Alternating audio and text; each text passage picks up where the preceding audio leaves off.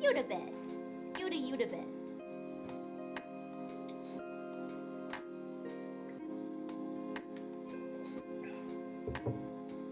Oh boy.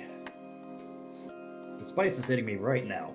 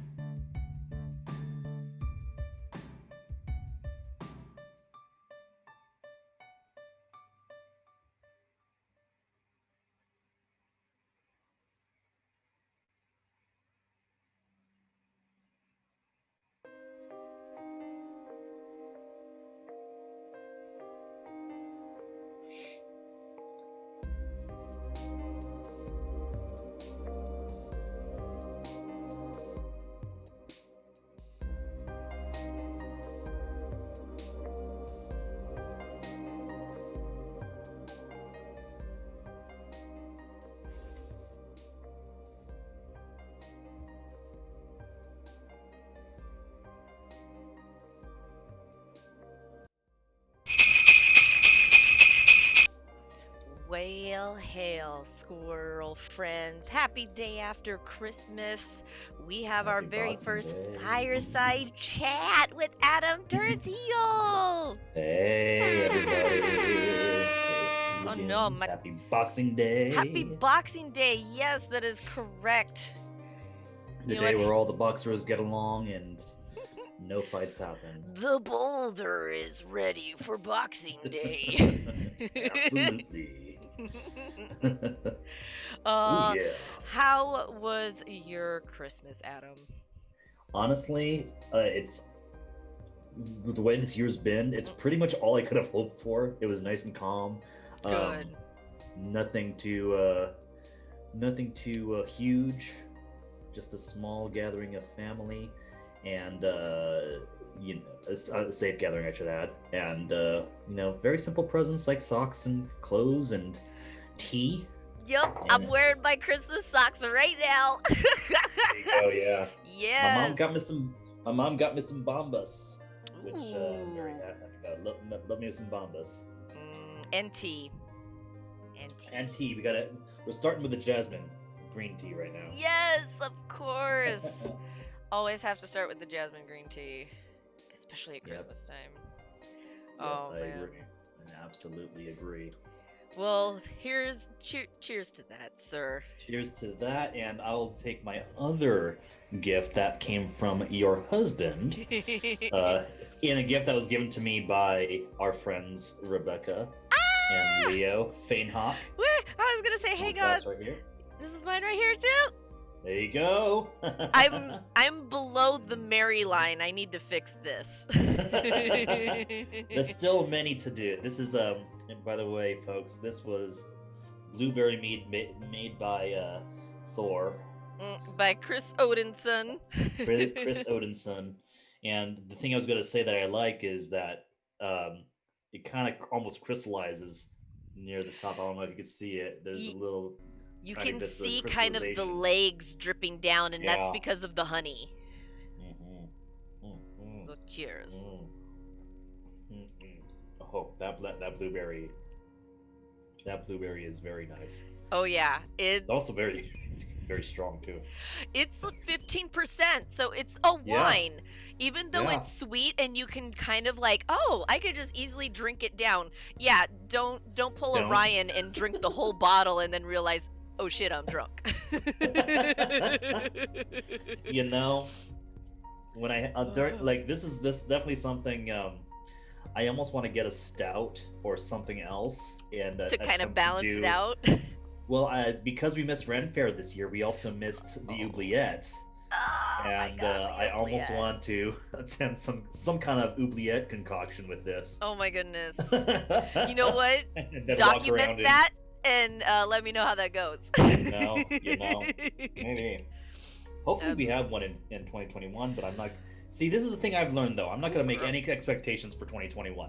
Okay. That's a good attitude and kind of perspective to go into it, because I feel a little foolish keeping the hope. It's like, maybe we'll get Ren Fair, because that was my same mentality this year and I was disappointed. But for me, it's like, you know what? That's the one thing that I really look forward to, like, other than Halloween being my favorite holiday. Ren Fair season is a holiday, damn it. Yeah, it's an event. And It is, and it's literally a different spirit and vibe, and just and it's something only like a big national holiday that can kind of give that resonance. So for Ren Fair, it's right next to Halloween. It really is. But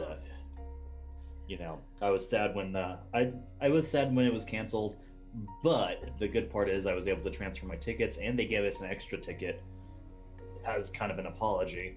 So, Right. I think I'm pretty sure we got our tickets like in the same bundle. So Yeah. we all kind of did the same thing. So we all have Yeah. tickets waiting for us. We'll We see if definitely there's an do. actual fair to go to. Well, my hope is that they find a way to do some kind of, because it's an outdoors event, even though it is a big old gathering. I hope they find a way to do it socially distance, if need be, or at least some kind of safety precautions can be taken. Either that, or just let's start making fancy Ren Fair in costume masks, or like the Plague Doctor mask. Let's do it. Let's commit Why to the not? bit.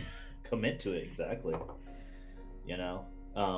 But that's way into the future right now, and I it's know, for the that's future 3 I'd months like out. to look at. Exactly. We got 3 months, 3 whole months 3 of months. playtime. Oh yeah. Oh no! Oh, this bone saw is not ready. Mm-mm. But Miss Nightshade, how was your Christmas?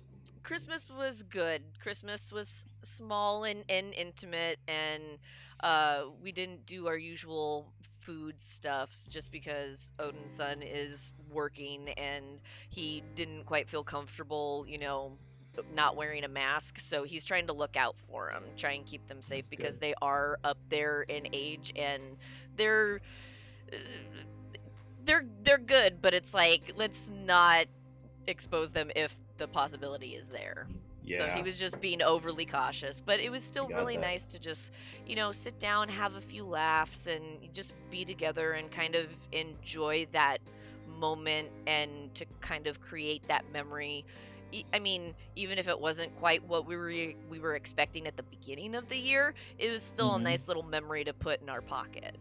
Yeah, no, I agree. So it was nice. And then poor Odin's son still had to go to work at midnight, so the schedules being off has been kind of weird, so it really hasn't felt like the holidays. But I'm sure once January 1st hits, it's like, oh, it's a completely different new year. Yeah. So, All right, I just did a quick thing here. What? hey, General Davis, how's it going, squirrel friend? Throwing out Yeah. those MLG horns for General Davis. Very cool. Oh, something's happening on my chat here. On my Zoom. Where'd you go? Where'd everyone go? Where did everyone go? You know what? That's the question that I ask myself very frequently, especially this year. Where did the time go? What happened? And where am I? Yeah. How did I get here? How did I get here? And also, I don't have to ask myself what year it is. I just constantly ask, wait, what day is it?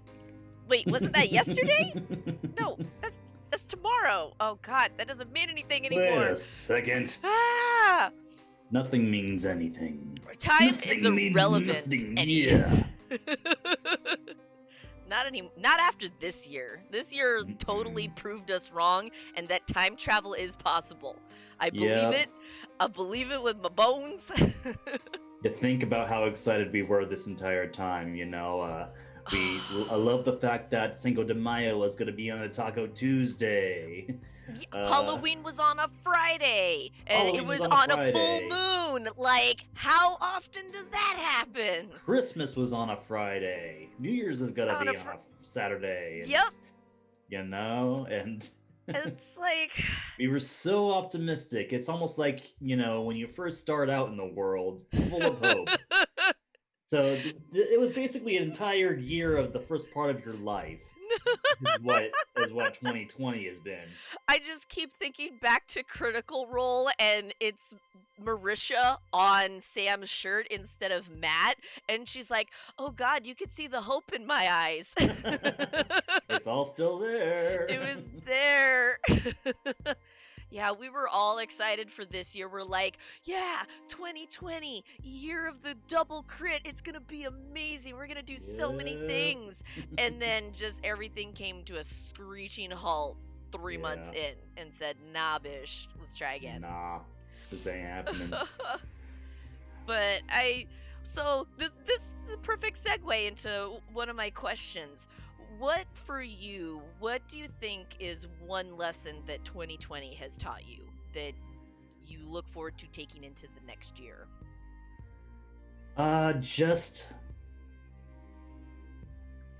And I've been thinking about that question quite a bit. Oh, nice.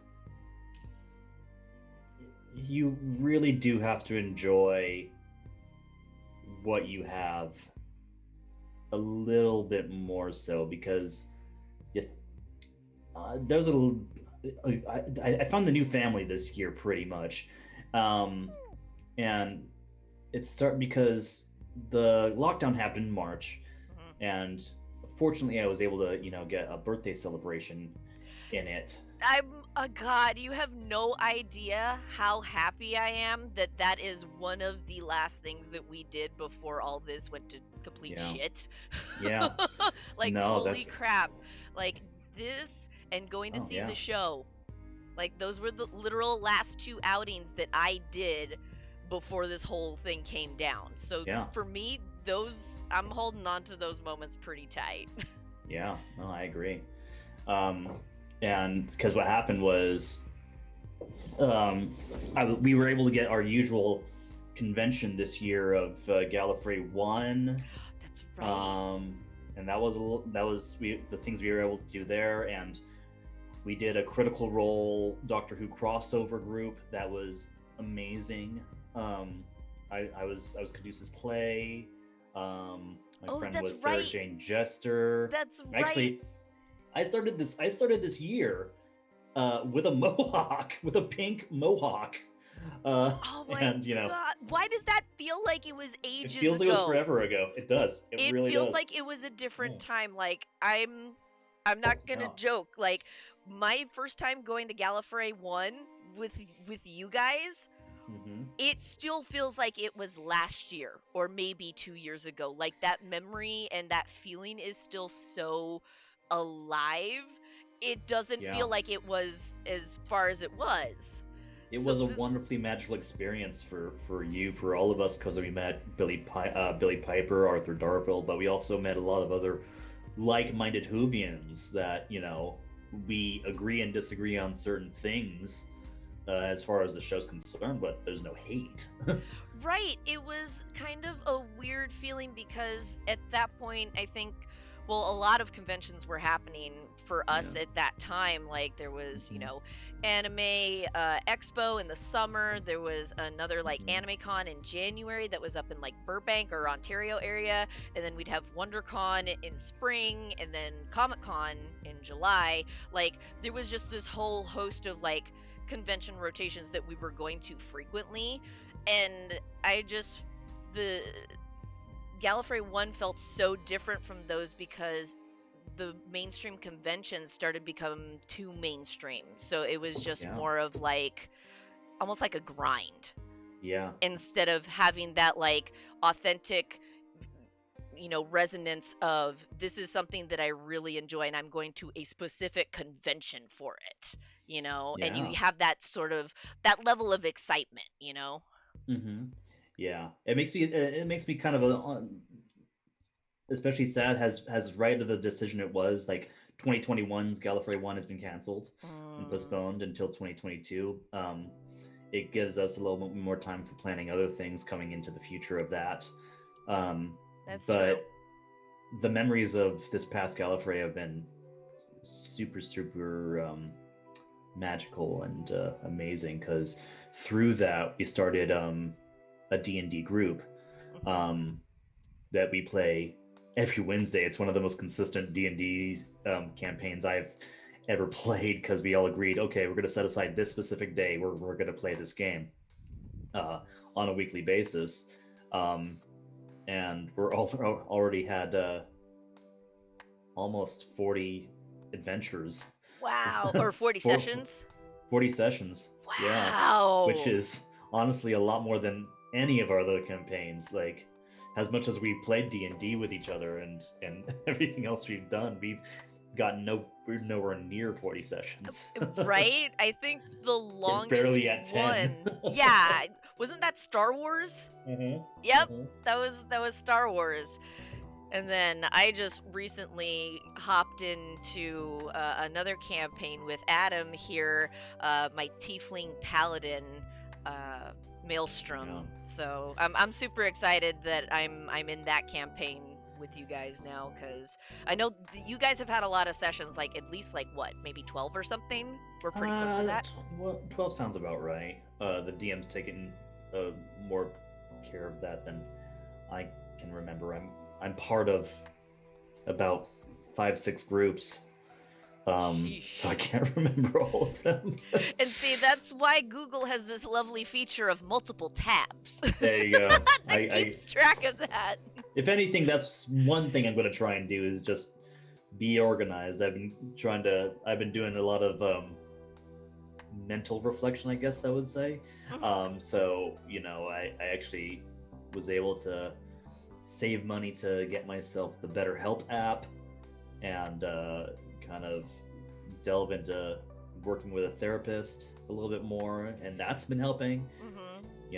And prescribed me a couple of other things. You've been to help me. investing in your own self-health and your Yeah. own self-care, and in this society, which a lot of it is associated with kind of more feministic ideals, like it's more luxury, like over the top, like, oh, you're doing a self-care day, you're doing like a big luxury spa day kind of thing. It's like, no, self-care is just maintenance, self-maintenance, to make sure that you're okay from day to day, so that you can continue doing things and, you know, have a stable mentality. Yeah, and it's not just like something you can do just for one day. You have to do it every day. You have to do it every minute, every hour, every second. It's consistent.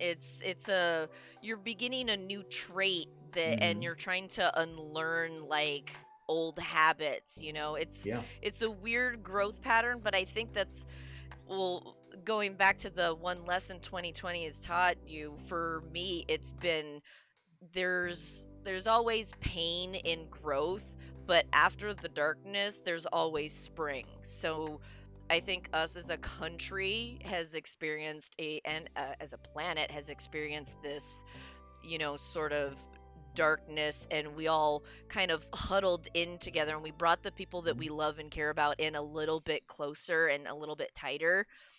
But now I think we're moving towards a better space and a better place. Like, we've, just like winter solstice is the longest night, but the thing about the longest night is that every day after, there's a little bit more light coming in until you get to the, you know, summer solstice, where you have the longest day. So it's like we're going through our seasons right now in a very obvious way.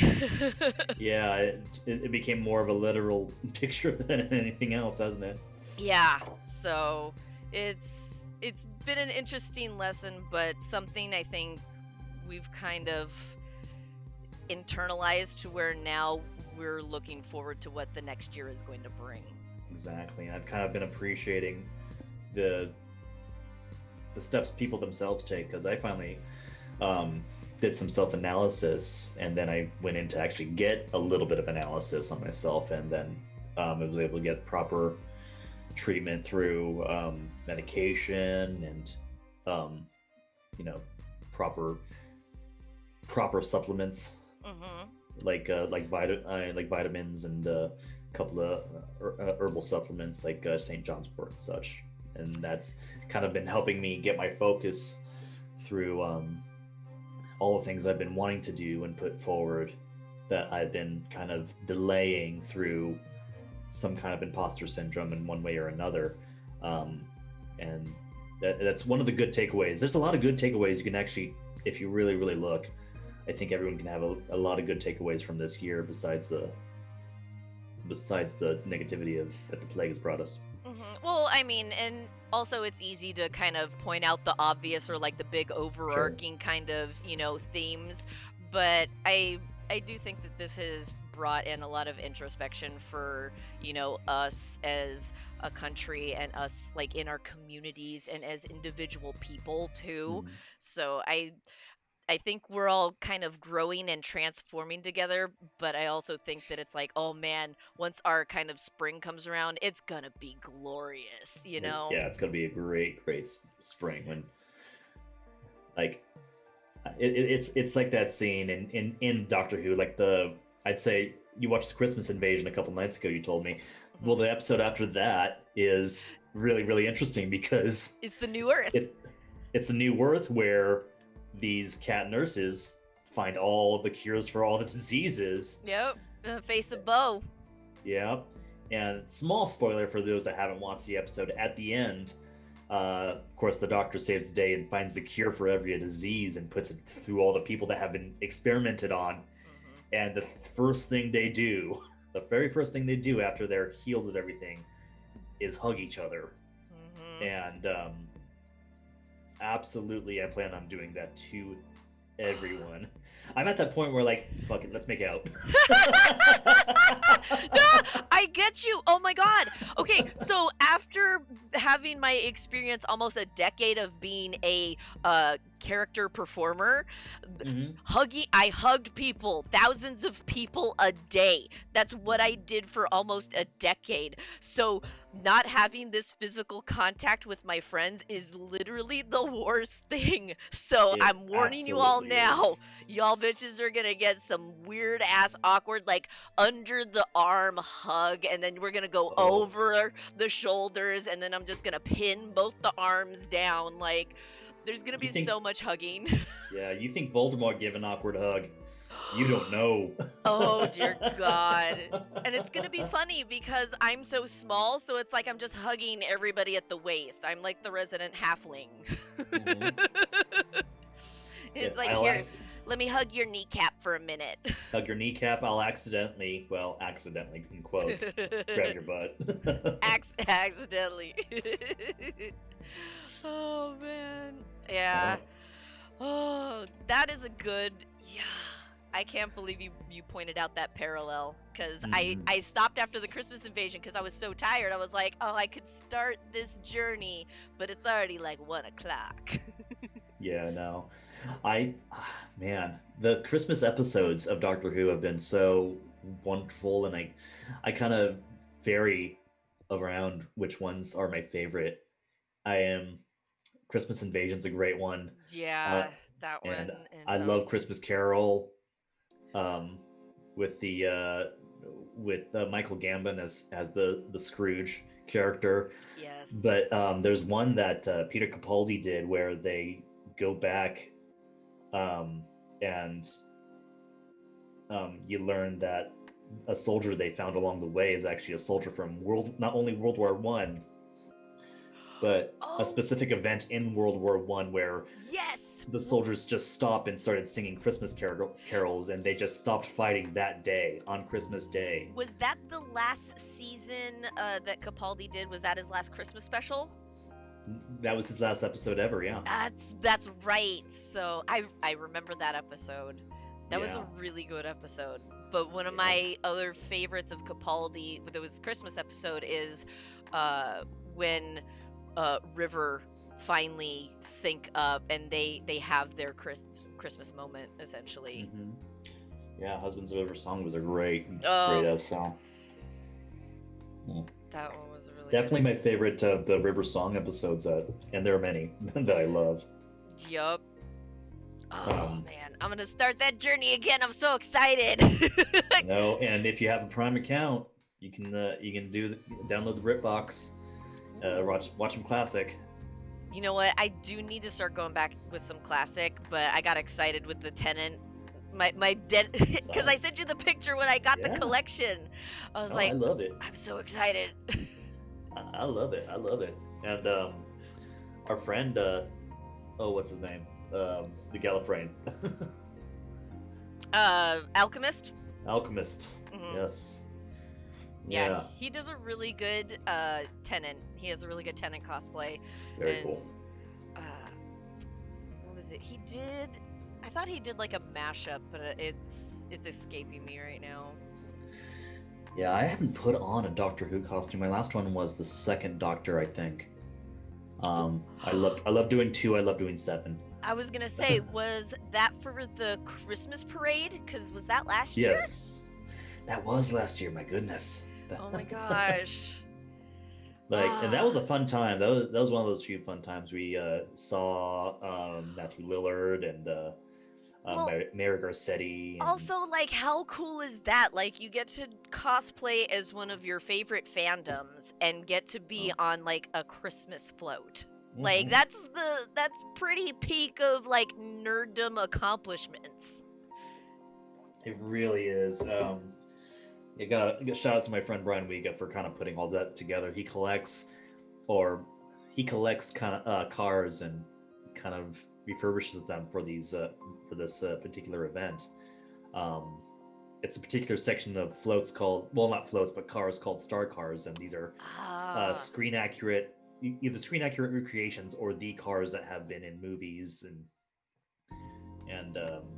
or have been seen, have appeared in movies or have been seen in movies. Nice. Like you'll see Herbie the Love Bug, you'll see the Rick and Morty mobile. Oh, geez. Yeah, There's like right in front of us. So there's Rick and Morty just driving around. That was neat. Together with like the Three Stooges or even the Ecto-1, things like that. Oh, the Ecto-1, yeah. Was there a Batmobile or one of the variants? Well, it was the 66 Batman. Ah, yes, nice. Which is that's probably my favorite one. That's pretty cool. Yeah, it's like a convertible, like top down, like with the bubbles right there. I really do like that design of the bubble like windshield in front, and I'm glad they kind of stuck with like that rounded design in the Burton version. Yeah. So it just got translated into like a different way, but they still kept kind of like that rounded look to it. Yeah, and then that's when everyone started to do the rubber band thing. Oh, it's Batmobile. Like, I gotcha. Oh man, and that was such a fun time. But the traffic was so bad afterwards. Oh. The fun part was that all those star cars afterwards were at the drive-thru for an In-N-Out, which was hilarious. All right, guys, after party, In-N-Out, let's go. Yep. They literally just finished driving down the street. They don't stop, and they just go turn into the In-N-Out. Yeah, you're just going down Sunset, like making a turn here, and everyone's at In-N-Out. You'll see Doctor Who hanging with the Blues Brothers, hanging with the Three Stooges. You got all these like streams crossing, not really knowing what's going on. Yeah. It's like, why is there an Ecto-1 and then a Jurassic Park Jeep over here? Like, Together with a Japanese drum band. God. That's good Christmas times. Good Christmas times. That's pretty fun, but also pretty hysterical that it was last year, and it doesn't feel like it was last year. It's incredible that it was last year. I can't even believe it. I just cannot believe it. Yep. I feel like this year has also kind of expanded our brains and personal conceptions of what time is. Yeah. But it's all slightly different because we all have different interpretations of it. So, but we're all kind of like a little bit mind fucked in that we're just, time isn't relevant anymore. It really is. Today is just March 250th. I don't know. Exactly. I'm still kind of waiting for Halloween, even though I know the calendar is telling me, hey, it's December. It's like, no, Halloween's still coming. Got some time. Absolutely. Well, it could be Halloween anytime if you really, really like. This is true. Nothing is stopping me from putting on my hat right now. You know what? I'm gonna go put on my hat right now. Put on your hat. Put on your hat. I'm just gonna take a sip of this blueberry mead. Ooh, fantastic. Gotta show off some of my other personal self-help items, like. Sometimes you just need to put on the hat. Scanlan on Bigby's hand. Scanlan! Yes! Bigby's hand! Yep. The heaviest, properly, this tiny gnome is actually the heaviest of the ones I got. He is pretty chunky, I'm not gonna lie. Even chunkier than Grog, which is surprising. Chunkier than Grog, yep. Which is hilarious. My hat is ridiculously oversized. I can't. You can't even fit it in the camera. I can't. No, it won't fit in my green screen box, and also my chair won't let me. My chair says, "Nah, ma'am, that brim is too big. You're gonna have to roll it back a little bit, please." That, or just cover the money. or the chipmunk. Here, let's zoom in on that. Oh, that face. That face right there. It's iconic. We got some things to talk about. My squirrel friend hat. Chipmunk just looks so concerned. He is concerned. It's because of he's slightly sleepy. That's he still hasn't. He's got a Christmas hangover. Leave him alone. No. It just looks like he hasn't been able to close his eyes for a very long time. He needs some Visine. Oh my god. It's like the opposite of Uncle Eero. Like Uncle Eero was afraid you lost her way. This chipmunk was like, I might have lost mine as well. I might have also lost my sense of time too. Just to help. Fluffy Penguin Kitty says blueberry mead sounds amazing. It's so good. Which one am I having right now? I forgot. I think I'm having a raspberry orange clove right now. That sounds delightful. I'm really hoping. Well, obviously, because this quarantine has been weird because Odinson has taken up meadery, and he figured out how to do it and do it well. So now this next year, I'm just trying to think. I'm like, man, what other flavors could we try? Like, what would be a good flavor to try next that maybe you wouldn't necessarily have thought of? Because basically, it's just all natural, fruits, whatever flavor you want. You take an orange, you cut up an orange, you put it in there, or you do the rind. Or raspberries, you just throw the whole raspberries in there. My thought, because being from the Philippines, you could I'm not from the Philippines, but I'm half Filipino. You have inspiration from. Yeah. You have a deep four waiting for you from that. Yeah. My thought goes to either mango or starfruit. We did do a strawberry mango, and that actually turned out really well. So I'm wondering if you could just do either a flat mango, so just all the way through mango, or maybe a mango orange. That could work. Or I'd say experiment with the exotic stuff, like the starfruit, like the dragon fruit.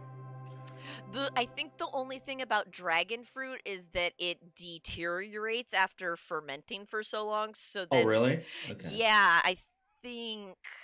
I mean, no. I was gonna say unless you use the outside, the casing of it, but I don't think it has enough flavor from the inside there. Yeah, that's the only thing with dragon fruit is that the inside, because it'll ferment for months, so it'll end up breaking down in the fermentation process. That's interesting. Let's see, so just mango, maybe mango orange. Is this weird? I would like to see how a jalapeno one would be. Not the pickled juice, but just the jalapenos. You know, that's interesting because I was just thinking of stuff you can do with a more spicy kick, like peppers, or maybe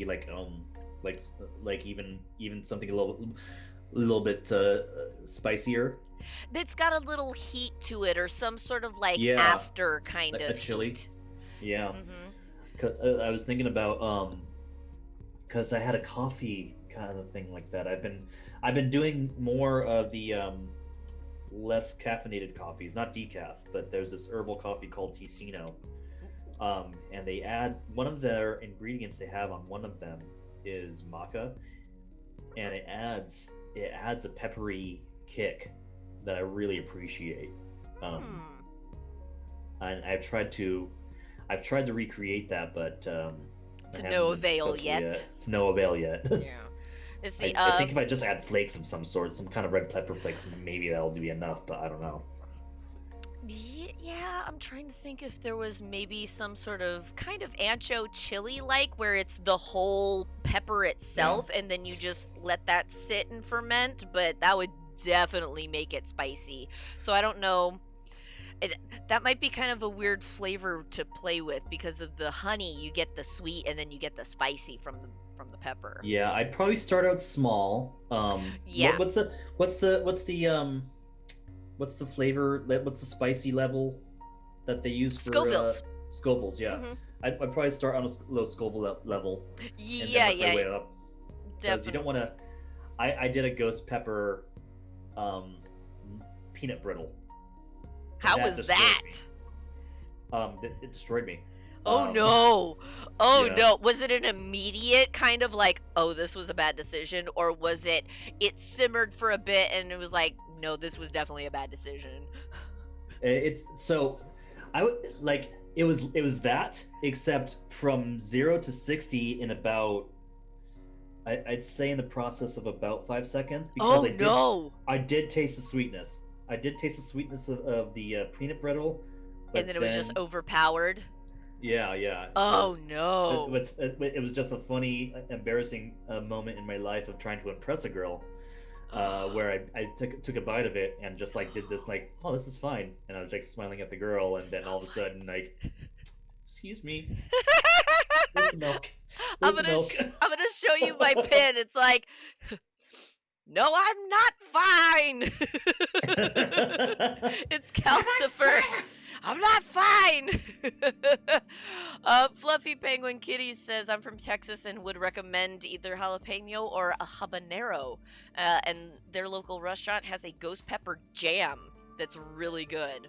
You know, So, I would Ghost pepper and a little bit of fruit, like a jam. Yeah, That'd be good. jams are an interesting thing because you can actually take out Scovilles with more sugar, I think. I think that's how it works, because I know Knott's Berry Farm used to have a pepper, a jalapeno jam. I don't know if they still sell it or not. I don't know. God, and I used to work there, so... Yeah. I Because I know they used to... I know some places like even Trader Joe's has the chili chocolate that is pretty neat. I think I've had the Trader Joe's chili chocolate. That was pretty good. But the what was it? Their peanut butter pretzels. Oh, those are so good. Oh, that's good stuff. Those were delightful. Absolutely. Oh. All right. Well, actually, this is another great segue. What's your favorite holiday treat to have like every year, or like what's like a holiday? I didn't want to say pastry. I didn't want to say like baked good either, because it could be like chocolate or it could be peanut brittle. There's a variety of different like kind of sweet treats. But like, what's your favorite holiday treat? We have a lot of traditional dishes we used to do on when my grandmother was still around.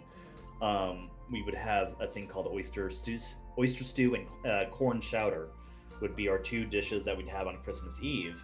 And my grandmother would have these big old jar full of oysters that she would put in the stew, and we kind of always joked about it because the men in the family, not a fan. I mean, I was, but I mean, mainly the women in the family would be the ones who go to it, and the guys would go towards the corn chowder. Me being the fat boy that I am, did both. You're like everything. I think that's both of us. You know, just give me the. I appreciate food. I appreciate food. I think you and I both appreciate food and the effort that goes into making all of it. So naturally, I try to ruin the food, but show my appreciation by ruining the food by eating both. I'm sorry, sir. I think the term that you are looking for is enjoying both meals equally. You know, we could say that. We can put it that way. You know what? Let's go with that, because I like that. Gives me an excuse to get an extra piece of pizza. So exactly. But yeah, it was those kind of traditions where Christmas Eve would be about the chowders and a couple of pies here and there, and then my sister would make a Yule log pastry, which is like like a kind of a sweet like cake. Yeah, it's got that cream in the middle. I want to learn how to make one of those, and then once we're all allowed to hang out with each other in real life, I want that to be like a yearly tradition for us. So in addition to the tamales, would be like a Yule log, and then we would have everyone over. I'd say make a Yule tamale. Don't. I'll give you all the deets. You threaten me, sir, with a good time, because I will goddamn do it, and I'm hungry too. This meat's making me hungry, I will say. Right? You gotta be careful. Do not have the whole bottle right now. It is so good. You will totally be like, this is fine. Oh, the bottle's empty. Those blueberries are save it. Those blueberries are just doing their job. And that then, honey things too. like that. Oh yeah. Like I almost want to mix some other things with it, but those would be my traditions. Classic pastries. I had cinnamon rolls, sweet rolls of some sort, even fruitcake. Really? Fruitcake's never been big in like my family circle, or even kind of like we never really got it as gifts. Hickory Farm though, that's straight up up Christmas time. Beef and cheese, come on. Oh yeah. Like sandwiches, ham sandwiches with exactly. pickles, that's your New Year's snack. Yeah. Well, now that we're You know? getting older or more adult, now we can have, what is it, those chartreuse tables with like the meat and cheese platters. Oh, yeah. Mhm. Give me the nice smelly cheese, and give me the strong stout beer. Yes, or You know. mulled wine, like a Christmas Oh mulled yeah, wine. yeah. Oh. Actually, one of my guests was a Pinot Noir, Ooh. um, and then Fainhawk and Rebecca got me um, a Pinot Grigio. So I got a white Ooh. wine, a red wine, and some honey wine. So Nice. y'all getting me drunk in 2021. Listen, okay, so I'm gonna lead you on a quick tip with the tamales. So our package was kind of the whole deal. So you get drunk off the mead, but then guess what? You have a tamale as a nice little hand set snack to sober you up. If there's any tamales left on Wednesday, I tell you what, I'll see if I can do another tamale celebration. I think that helped us in our all undefeated streak. I am so shocked that we had all wins. All wins. When does Oh that yeah, happen? rarely ever, and That never it was a good happens. feeling. It was such a good feeling. It's like, Listen, I'm pretty sure that was the best thing that came out of 2020. Is a 7-game win streak in Smite. That's our level yeah. right now that we gotta Well, beat next now, year the streak will continue on Wednesday. on Wednesday. That's true. Oh God, we still have one more Wednesday before the new year. Absolutely. And Oh I'm down Lord. for it. I'm absolutely down for it. Oh yeah. Oh yeah. That's gonna be a thing. It's gonna be real Speaking of good. that, I gotta ask you. You're a gamer, I Yarp. think. I do the thing, Julie. Sometimes. Yeah. What have been your games this year? Ooh. Well, first of all, mead. Meat has been a good game this year. Mead, Yeah. yeah. Mead Yeah. has helped. No, definitely Animal Crossing, 100%, for I sure. agree. Like, even even before it dropped in March, I was already really interested because I'm a fan of The Sims. I've done like Roller Coaster Tycoon as a kid. I did Sim City on Super Nintendo. Like, I've always been interested in like that intricate detailing, kind of minute stuff. So when I saw Animal Crossing, because I was already looking into like Stardew Valley, I saw Animal Crossing and that the new one was coming out, and I'm like, oh god, this is kind of like a nice the convergence of chibi and adorableness and that like sort of micromanaging. So I was like, I was already on the Animal Crossing boat before the game came out, and then watching a bunch of streamers do it, and then I finally got my own in June. Like, it Yeah. Animal Crossing 100%. I'm pretty sure I've already got over 300 hours on it, and I've only had it for 6 months. Like, that's a lot. Yeah. Because I know a lot of us have been doing a lot of gaming this year, Yes. for obvious reasons. So, Animal Crossing has definitely helped a lot, especially those first couple of months of quarantine. You know, Yes. back when we were full of hope that this would end in a couple months. I'll go back. I'll go back. Just like the segue into going, we'll be right back after we We'll cry. be right back. It just shows a big picture of a crying cat. Oh my god. Is just Technical Moxie crying in a differences. corner. Yeah, God, let's see. Is she crying in her corner? No, she's asleep. Crumb bum. What the fuck are you two talking about? No, she's too asleep and happy with her catnip. But yeah, Yeah. Animal Crossing has 200% been a lifesaver in that it has helped me kind of redirect a lot of nervous energy into and still kind of relieve that stress by being able to do that and like create a Yeah. town and see like all the different plants grow and the flowers and get in the new neighbors and stuff like that. So that really has been a blessing for sure. And then, well, you know what? No, I'll say World of Warcraft too. World of Warcraft 2. Okay. Yeah, for sure. Cause last year I went to BlizzCon in November, so it's Mm-hmm. literally been an entire year already, and they announced Shadowlands then. Mm-hmm. I wasn't really into Warcraft, but I was starting to kind of like wade into the waters of Warcraft. So I already loved Overwatch, HOTS, because we played, and then Hearthstone too. Those were already like three big Blizzard games that I was already invested in. So then when I saw the Shadowlands, uh, uh, cinematic preview for it, I was like, dude, I need to get more into Warcraft. So this whole year has kind of been taking a deeper dive into that lore, into that world, and that realm. And then setting up into the new expansion, the Shadowlands, that just dropped like a couple weeks ago. So it's been something that I have been looking forward to for a year, because I got to test play it at BlizzCon. So I was already doing some of the missions, and I was like, this is really cool.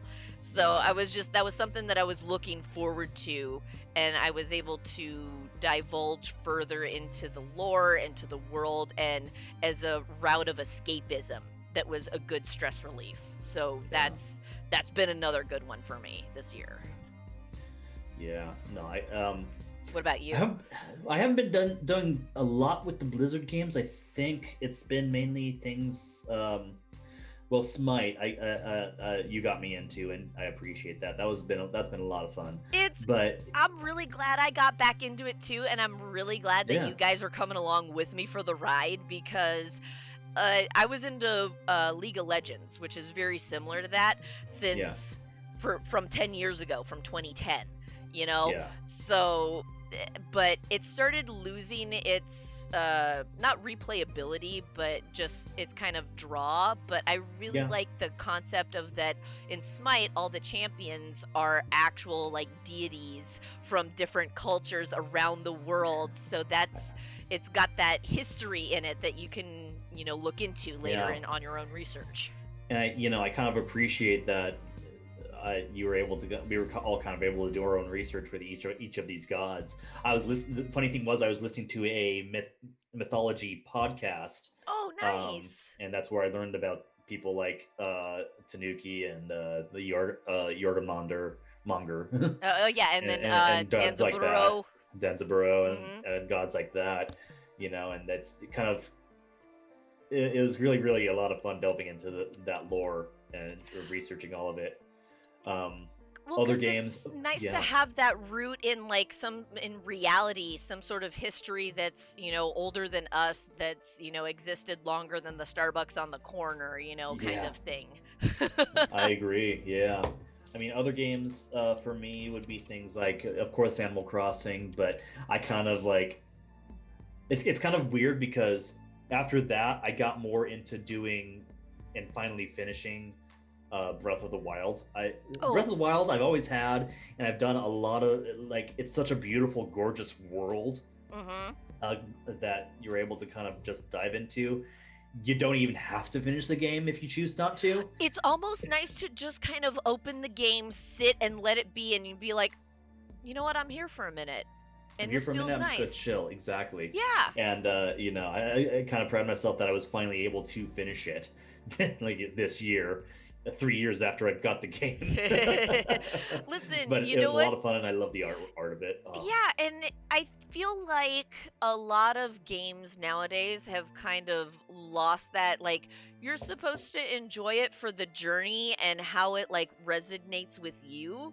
So it's you play it in your own time, because I feel like you'll have a much more meaningful experience with a game, and it might resonate a little bit better with you if you're not just for example, Cyberpunk, people have already plowed through the game. It's been out for less than 7 days or something like that, and it's well, it's I feel like people are trying to just rush through everything just to get to the end to say that they're there, and then they're okay, now what?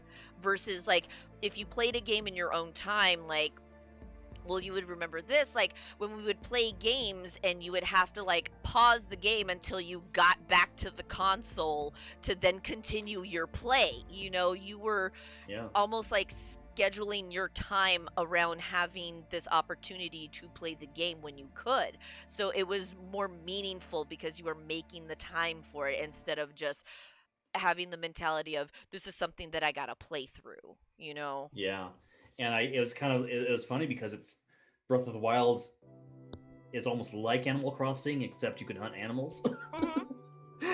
Which is kind of a horrible thing to say considering Animal Crossing. The irony isn't lost, I'm just saying. Yeah. Like, but how many times do you want to kill Tom Nook, whatever he is? Okay, you know what? He hasn't been bad, but I also haven't been into the office as much. But that's true. I'm just saying, Isabelle needs to calm down with those highballs in the morning. You know what? Isabelle's seen some shit.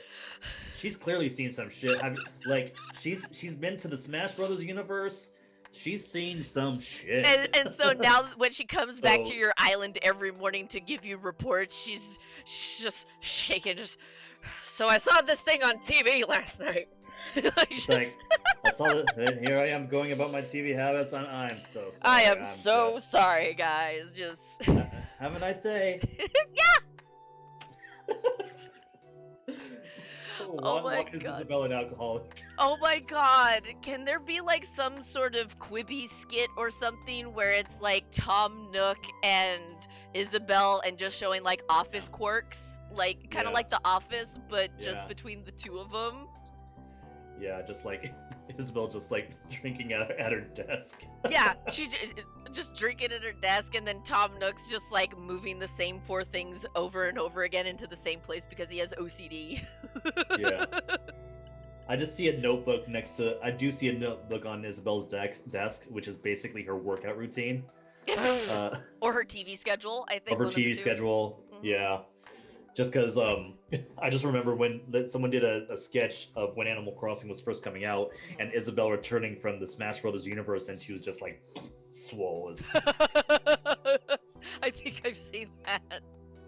I mean, she's a crazy driver. She was a crazy driver, and Wait, was Mario she? Kart. She's a driver in Mario Kart, yeah. Oh my! Wait, is that a new edition? Because I haven't gotten the most recent Mario Kart yet. She's in the most recent. I haven't seen her in the other ones. She's one of the faster cars. The Animal Crossing car is one of the faster cars. Really? Yeah. Ooh, you know what? My childhood itch for playing Mario Kart every single day is starting to flare up again now that I have a Nintendo system. I'm like, maybe I need to buy Mario Kart. Nintendo does this horrible thing where they'll sell a specific game at like up to 50% off. In some games even less than that, and then they'll even have a thing where their system is on, or they'll have put like the entire Nintendo system of games on there. That's right. And SNES now, so you can play the original Mario Kart on your Switch. Yes, that was my original Mario Kart. I don't care. For me, like, that was the shit. Like, I would come home from school, I would play Mario Kart, or, like, start working through Power Rangers or something. Like, that was, like, so much of my childhood that it's killing me right now that it's like, I get it. I might need to buy that. It's like, that's the worst part, because it's free. All you need is a membership. Like online membership. That's right. You know what?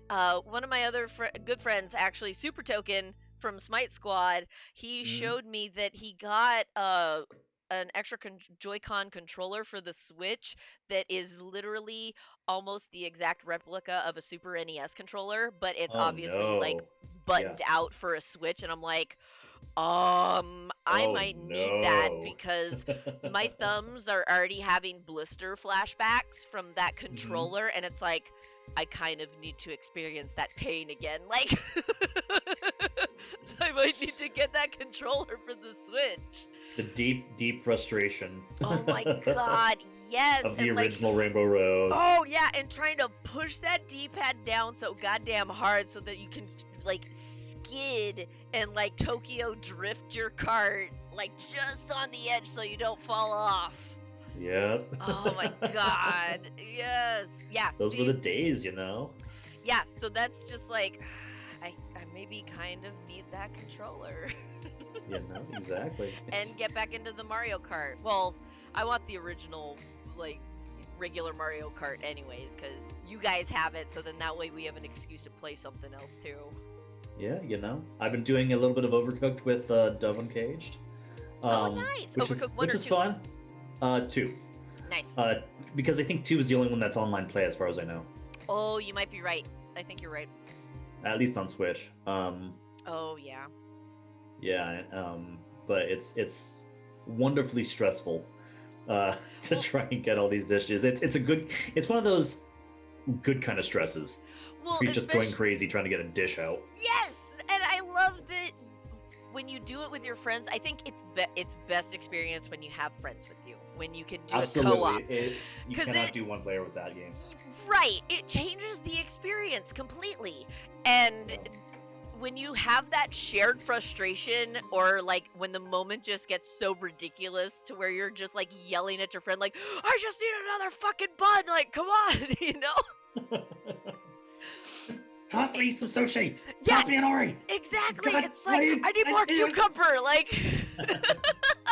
Chop him up! And then all of a sudden you see the levels changing.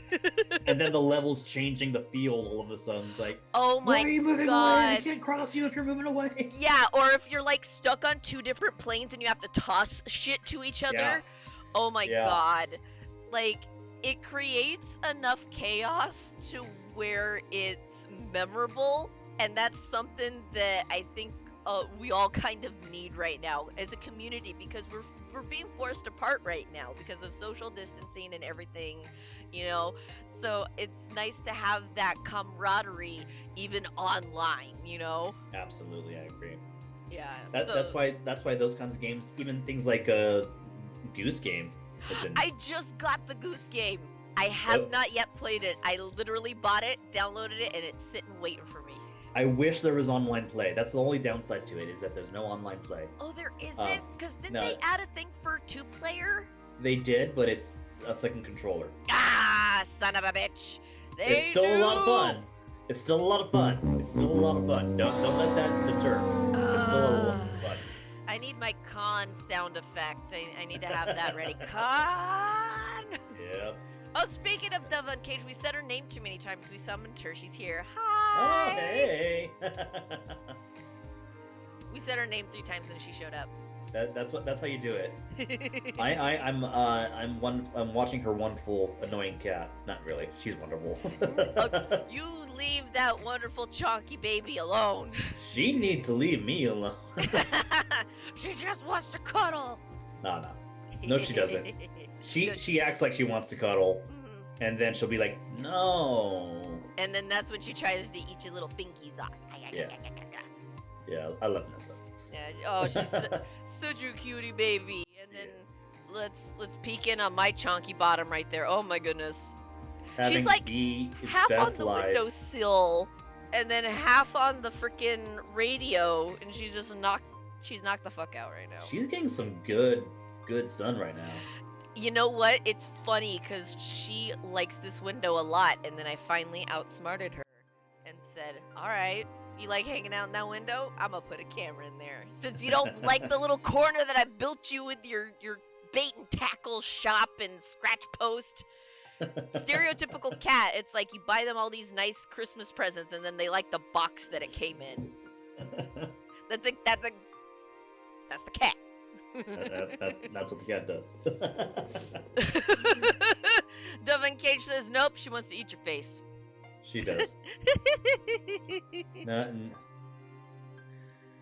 Nessa loves me, but she can never show it. She can never show it. Yeah, I think that's part of the rules. Because that's when she lets her guard down. Yeah. And that's when I attack. That's when I attack and just like. It's like, and she's like, no! I just think of Stop the David it! Tennant gif is like, I'm gonna hug you now, and just go in for the hug. Yeah. Oh my gosh. Stop. You're embarrassing me. That's how all cats are. Yeah. They just don't want you to know that they actually care about you, but they'll come like sit and cuddle up next to you, Yeah. you know? The best part is once mom is home and I come visit sometimes, she's gonna act like she doesn't even know me. Oh no. I know, crumb bum. She's asleep. She over there in her It's corner. like, I'm done with you. Yep. Okay, mom's back. I don't care. Oh man, her schedule has been all messed up too, because Chris and I are on opposite schedules, so she's been like sleeping in the living room because Mm. she knows that he's not home. So she only comes and sleeps on the bed when we're both home in bed. But if one of us is missing because we're going to bed at different times, she doesn't go sleep on the bed. She'll stay out with one of us in the living room, whoever's out in the living room or, back here. Yeah. She's a funny little crumb bum. She's like, I want to be next to the one that's home, unless you're both home. Then I can't make any kind of Yeah, decisions. exactly. And then she just falls asleep in the window. Just go to the one that feeds me. Oh, she's a smart little stinker too. She knows that she can get Chris to feed her and then get me to feed her a couple hours later because we're off.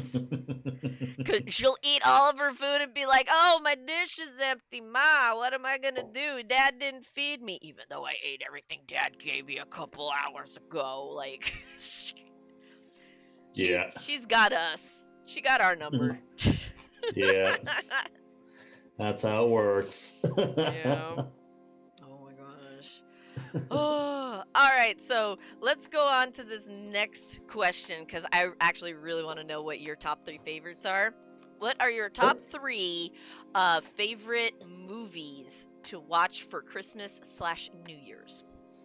Like, Oh, well. these are movies that you watch every year, or like this is something that puts you in the holiday spirit, or it's just not quite Christmas till you watch this movie. Like, what are your top 3? Oddly enough, like, not all, I don't think a lot of them are even Christmas movies, but one definitely is a Christmas movie, so I'll always watch Love Actually. Yes, thank Like, you. What's funny is that, honestly, plot-wise, story-wise, it's very problematic. But I love it. But the way they had the it. story set up, or I'm sorry, the overarching story with the individual stories in between, they had it so well done, and they were crossing them at just the perfect moments to where it's good storytelling. Like, come on. Like it was that movie came out where a time where it should have come out. Yes, that movie couldn't have come out now because that would have been problematic in different situations. Yeah, and I mean, and it's a movie that's often duplicated, but never replicated, never duplicated, kind of thing. Right. Oh man, because that opening scene, I made a TikTok of it, and it's just it kind of sets the move up for every part of that movie, and I love it so much. Well, and they had an all-star cast, like everyone is in that movie. Like, come on, like Liam Neeson. We have people Hugh you even know. Yeah. Well, at the time, like, we didn't even know because Bill Nye hadn't even done Pirates of the Caribbean yet. Yeah. But then once that came out, everybody was like, "Oh, what else has he been in? Oh, he was this guy," you know. Yeah, and then what's his name? Lincoln? Andrew Lincoln? Andrew Lincoln, yeah, Walking Dead, and then the assassin from Firefly. Why can't I remember his name? I keep forgetting his name too. Odinson told me the other day or yesterday when we were watching it. God, it feels like it was more than it feels further away than less than 12 hours ago than what it actually was, which is weird. Like, yeah. I don't know. But yeah, and then Andrew Lincoln, and then Keira Knightley, who else? Oh, Martin Freeman. Martin Freeman was in it. Joanna Page, who played the Queen in Doctor Who. Yes, Queen Elizabeth in Doctor Who, and then there was also little known actor in the States, but Chris Marshall, who did a really good mystery series called Death in Paradise. Chris Marshall. Why does that sound really familiar? Probably because I know Doctor Who stuff. Looks a little like Shaggy, like Matthew Lillard. Oh my God! It's Colin Frizzle's going to the UK and he's got a big knob. It's Yeah. him. Yeah. Yeah. Oh, he's so wonderful. Oh And my god. watch that mystery. He was almost in the running to be a doctor. What? Yeah, he was in the running to be a doctor, and lost out to Jodie Whittaker. Which, I mean, I love Jodie. I'm still okay. Don't hate me, but I'm still working through her first season. That's fine. But there are A show that's so good. There's a couple Yeah. episodes that are so good. I'm sorry. Yeah. The Rosa Parks episode, I was literally Wonderful. openly sobbing. Like that Yeah, was it's so wonderful. good. And then what was it? The Witches episode? Oh, with when you're trying to help their battle against Seattle. Yes! Exactly. And then she's running I love around that. like, Oh. oh god. Like just there were really good memorable episodes so far, but I haven't quite finished that season yet, and I'm trying to get progressively caught up. But Yeah. she was fantastic. I loved her despite if there was any sort of like, hey, I don't know about a female doctor or, you know, any sort of opposition to it. I'm not gonna knock a show that's been running for 50 years. It's been running for 50 years for a reason, and Exactly. and it's not because every single episode is gold. Right, and it's I was gonna say that I'm trying to think of like an American conversion, but I just there's not something that comes to mind unless it's like The Simpsons, but that's animated. The closest we have here would either be a soap opera or even possibly Supernatural, but they never replace their actors. That's true. It might Like- be a soap opera at this point because that's more of a name brand instead of just like Yeah. a set of actors. Mhm. Well, speaking of which, one of our freaking Winchesters was in a soap opera before he became Yeah. a Winchester. Like, Yeah, so you know. But yeah. yeah. So I mean, as American TV, we really don't have something that is that long-standing, you know, and that is kind of such a cornerstone of our television habits, essentially. Mhm. But no, I'm working through Jodie. Sorry, not to distract. Okay, so Love Actually, we got on the British topic, and then we started going down that train. It happens when you do that and when you talk British television, because I'm about to go into a list with a lot more British actors. I watch Lord of the Rings. Oh, that's okay. So Like- that's like a Christmas trilogy that you have to watch, or is it just one of the three? Which Oh, one? you got to watch all of them. You got to watch all of them. You Okay. really got to watch all of them. You just and you could leave it at certain points and come back to it, and it's still that beautiful painting Yep. of just wandering. And I love it. Has a Christmas tradition just because of the vastness of the world and That's true. you know, the way everyone spoke and all things like that. That's become very much a tradition at my house. Mhm. Like just a full-on epic, and we would watch it every year. When it first came out, that'd be okay. Let's find time to kind of Did We'll those watch it with movies get family. released around Christmas in theaters? Because I remember seeing the first one, Fellowship, in IMAX at the Irvine Spectrum when it came out. I feel like it has. I'm not even sure of those, but I I think feel so. like it has. Yeah, I feel like I know it came around TNT this would time do. too. Yeah, I think TNT would put that on as a marathon before at least before they did their Christmas Story the following day. Mm. So I would think so. But yeah, just something about the just the vastness of the world and people getting together and making these epic huge meals of malt beer and red meat off the bone. Yeah, just like almost a big production line of like just making Yeah. this meal. Like that's Mm. that's kind of what I felt when I was making tamales this year because I ended Yeah. up making over 100, and this was Yeah. my first time making Christmas tamales. And I realized my kitchen is too small. If I want to keep doing this and keep getting bigger every year, my kitchen is already too small. But I get and understand now, having experienced that for myself personally, making like this big kind of like meal for everyone, even though we're all separate right now. It was still like you're putting your love and energy into it, so it's like you can almost taste it, and the meal tastes better that way, you know. And Yeah. with Lord of the Rings, it's the same thing, because it's like you're saving and you're pouring your energy into this one big feast, this one big meal, and Yeah. that resonates through everyone else who gets to partake and enjoy of it, you know. It's like Exactly. you're sharing your energy with everyone.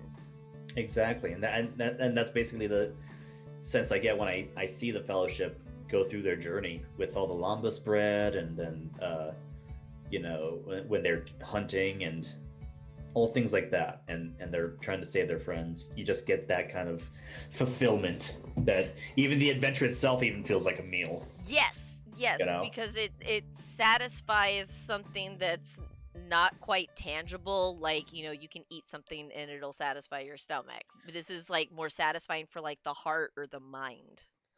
Yeah, yeah, and that's kind of it's along those same lines. I'll put in a Star Wars movie. Just It any. always, honestly, yeah, it'll usually be anyone. Lately, it's just been Rogue One. Oh, okay. God, I love Rogue One, and I mean, I even mean, there's put a in, really good story. Like, they yeah, did a good, not variant of Star Wars, but it's like, for not being like one of the title, like part of the main Skywalker line, like that was yeah, still an extremely well done, created story yeah, for the Star Wars universe, almost like Mandalorian, you know? yeah, yeah. I almost want to put that on the list of like, yeah, I'll put on Mandalorian, I'll put on Clone Wars. That's kind of my holiday watching, because of that fulfillment you get from watching all of it. That, Mm-hmm. and even Star Trek, I'll just put on all my sci-fi, and that's usually what my holidays are full of, just the fulfillment of all your sci-fi Sci-fi needs. needs. Well, Yeah, to an yeah. extent. I'll admit, even as a teenager, like spending New Year's Eve was Twilight Zone marathon. That was my Yeah, jam. Like, that was the thing that I would do for New Year's Eve. yeah, So it's like the holidays, for some reason, like kind of brings out the sci-fi. Like, oh, I want to watch more like sci-fi, you know, movies or stories or even TV shows. And then, like you said, The Mandalorian was perfect for this season, and especially how it ended too. You know, oh no yeah, no spoilers, but just like, not at all. again, why am I crying? Like, oh my god, like this is so I didn't good. know I wanted it. I didn't know these were things I wanted. Yeah, And it, exactly. And then they gave it to you, and you're just like, I'm leaking. I'm leaking. Like, I'm overflowing with joy. yeah, but in a weird release, like, kind of way. Absolutely. I agree. But I think for this year, it definitely has been very cathartic and extremely helpful for all of us, you know, having to go through this big pandemic and this, you know, global pressure that we're all feeling, you know? So that's nice. So Love Actually, Lord of the Rings trilogy, and just a Star Wars movie. I like that. Yeah. Yeah. And for you? My top 3 Christmas movies, you're gonna love this.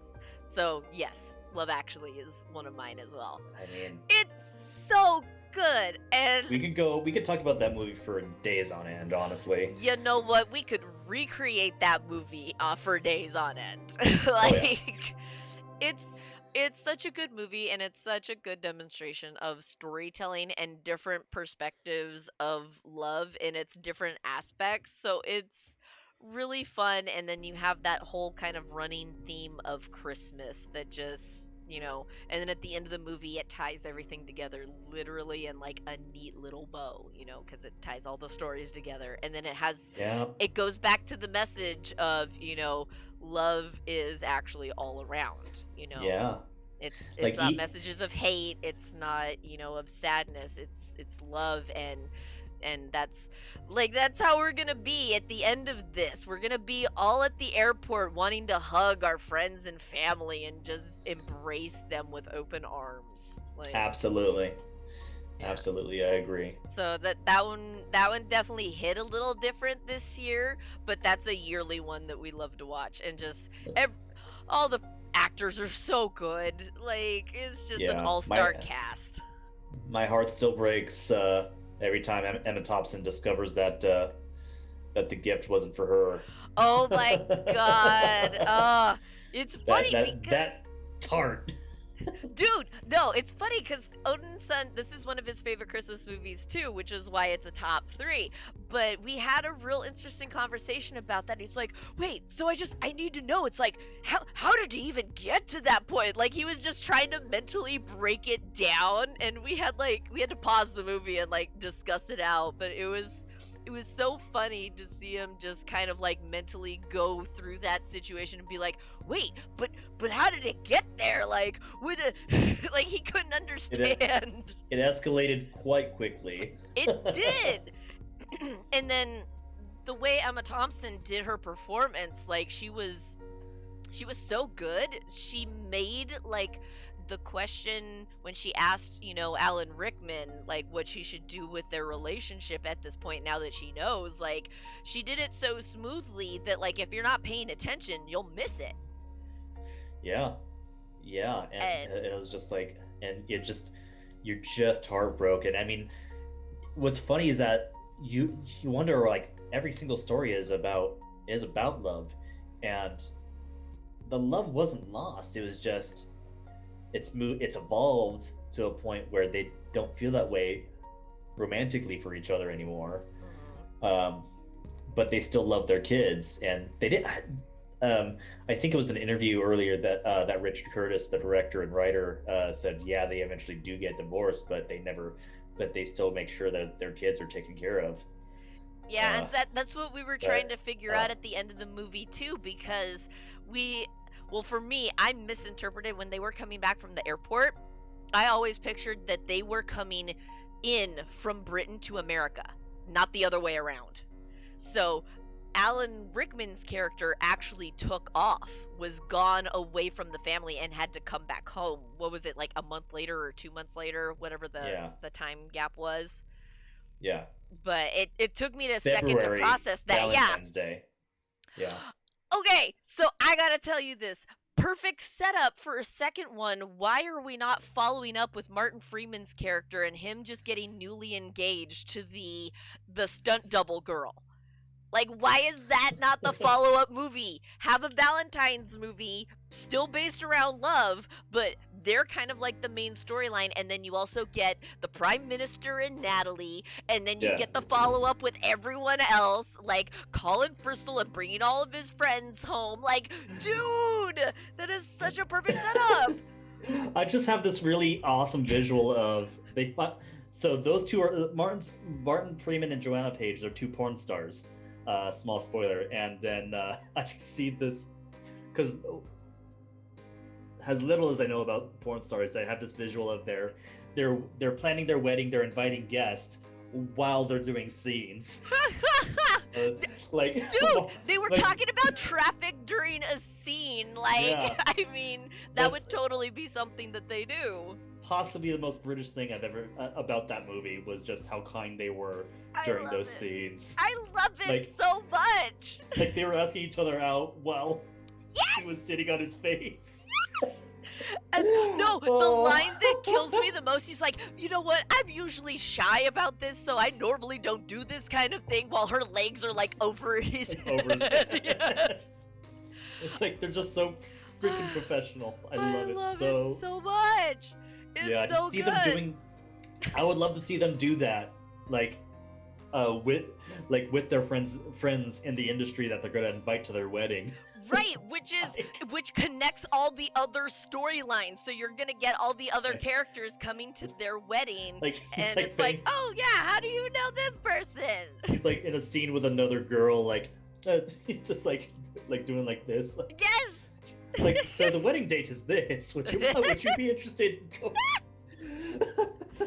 Oh my god! Would you like to be our wedding planner? Yes. Could you cheat the titty out a little bit more to the left? Oh, okay. Yeah. You know. Just let me warm my hands a bit. Yeah. I love it. Oh my god, that is one of my favorite storylines, but it's also really like the cutest. It's so endearing.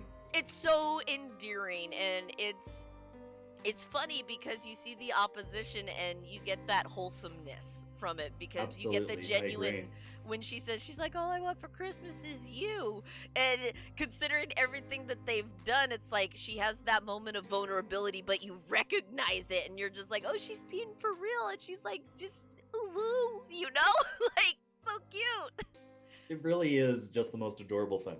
It's super adorable. So yeah, that's one of our top 3. For me, the other one, or well, the other 2, Jingle All the Way, with Arnold Schwarzenegger. With you, yeah, that makes sense. It's so comedic and derpy and outlandish that it makes me laugh at like just the commercialism of it all. Yeah. And it's Arnold's one of those actors, man. Just like you give him a good director that, well, not a good director, a director that knows how to direct him. Yes, exactly. That kind of puts him in the character position to where he's like the good guy but the underdog at the same time, type thing. Like it's like you'll watch certain wrestlers and they're really only good in certain kinds of matches. Arnold Schwarzenegger is only good in certain kinds of roles that you will give him. Right. And well, for him, obviously, like, action is his wheelhouse, you know, that's his bread and butter. So to see him in this kind of holiday, goofy, over the top Christmas movie is super fun. And then also just the whole concept of Turbo Man, for me, hits real close to home because I was a Power Rangers girl. So around the time when that movie came out is when everyone was freaking out about Power Rangers, and they wanted to get the Green Ranger or the White Ranger because that's when he started to switch over. Like, and so that toy craze of like, I need to get this doll, I need to get this superhero, and that was being the only thing that this kid was like about. I'm like, bitch, I'm in this photo and I don't like it. I would like to report it to Facebook, please. So yeah, so Jingle All the Way for me is a holiday classic. And then the last one, the one that kind of kicks off the holiday season, is Die Hard. Well, you gotta have your traditional Christmas movie like Die Hard. It's Alan Rickman. He's in 2 of like the top holiday movies for me. Yeah. And just Bruce Willis. One of my favorite movie genres is action. Like, I love action, and then sci-fi I think is a close second. So those are like my top 2 categories. So an action Christmas movie is pretty on brand, and just the character of John McClane, and just the movie is dripping with like 80s isms, and it's to watch it now is glorious. You're like, oh my god, the nostalgia. Just so much machismo. Yes. Yeah. But they did it in a way to where it was fun, and it stood the test of time. And for some reason now it is a holiday classic. It's one of those movies where it's like, okay, not necessarily the second one. We can leave it at the first. Just do the first one for Christmas and we're good. We don't have to continue any further into the series, because they did such a good job at creating this character and then making it believable, but still having that Christmas tie, that little string of Christmas run all the way through it. Yeah. Just the entire time. I love it. Well, when he sends one of the dead terrorists down in the elevator and he says, ho, ho, ho, now I have a machine gun. Like, for me, the first time when I watched it as an adult, because I saw it as a kid and I wasn't really understanding what was going on at the time, but I was like, oh yeah, it's Bruce Willis, he's being the super guy, he's being the hero guy. But as an adult, I was like, bitch, he threw some shade. Like, no, it was I think the scene that did it for me was Gruber's death scene. Just because the camera shot of him falling. The pullback. Yeah. It's just like, oh no, I failed. I tried so hard and got so far. This stupid American. Oh no! You, A it's just watch a loss of. foiled me. I understand that loss of hope in Alan Rickman's eyes as he's falling. As he's descending further and further down the Nakatomi Tower. It's like, that's the movie that made his career, and I fully accept that. Oh man. Yeah, I don't think after it could that have been any other way though. No, It because should after have that been. it was Guy Gisborne. Where was he? Sheriff of Nottingham. What? Like he was in Robin Hood next. I think it was Robin Hood next, I think, and then following that. Mhm. Oh man, those are my top 3 Christmas movies. I'm a wild card, bitches. I hope you're letting us know your top 3, chat. Yeah, let us know if you guys are hanging out in chat. What are some of your favorite Christmas holiday movies, or even holiday treats? Yeah, and we had a couple of really good holiday movies this year. I still haven't seen them just because I need my nostalgia just to relax me. But there's a lot of good ones that a lot of people are talking about. Jingle Jangle, the Happiest Season, I think it was called, with Kristen Stewart. Oh, was that on Hulu? I think that was on Hulu. I think so. That was supposed to be a fairly okay one. I'm trying to. And then there was one of Vanessa Hudgens, I think. Did you get to watch Christmas Chronicles 2? Because I got to see the first one last year, but I didn't get around to seeing the second one this year. I haven't seen them. I haven't seen either. No! Honestly, no.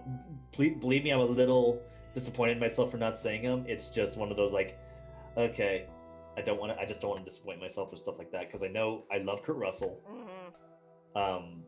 And just the idea of how perfect he is cast as Santa Claus, just like, okay, I know I'm gonna like this. I just have not gotten around to it. I will.